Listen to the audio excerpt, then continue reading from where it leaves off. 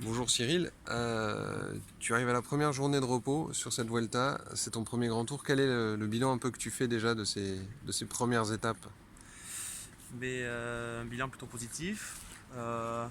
Une semaine qui a été quand même assez dure avec un profil très exigeant.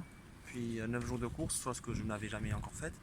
Mais bon, bilan plutôt positif. L'équipe est en bonne forme. On a eu plusieurs top 10, notamment une huitième place de ma part qui m'a mis en confiance pour pouvoir prendre même une échappée les jours suivants. Donc voilà, maintenant on va essayer de récupérer au maximum aujourd'hui pour enchaîner sur cette deuxième semaine. Justement, on arrive sur des routes que tu connais, on se rapproche de tes terres à toi et ensuite au Pays Basque.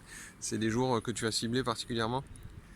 Ben, ciblé forcément car voilà, on est à la maison, je connais les routes presque par cœur. Donc, puis aussi il y aura de la famille et mes amis qui seront au bord de la route pour m'encourager. C'est quelque chose qui fera chaud au cœur, mais voilà, je donnerai le maximum. Et puis de là à dire cibler les étapes, forcément je ferai le mieux possible, mais on est en World Tour et il faut avoir un peu de chance de son côté, mais aussi le bon jour. Donc j'espère être au mieux possible et pas avoir de regrets à la fin. D'accord. Et un dernier mot sur la fin de cette Vuelta, même s'il en reste la plus grosse partie. L'idée, ça va être quoi? C'est dès qu'une chance se présente, on la saisit?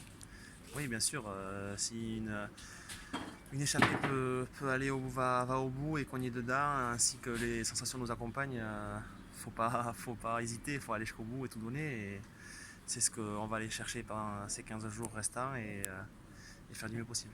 Merci beaucoup Cyril. Merci à vous.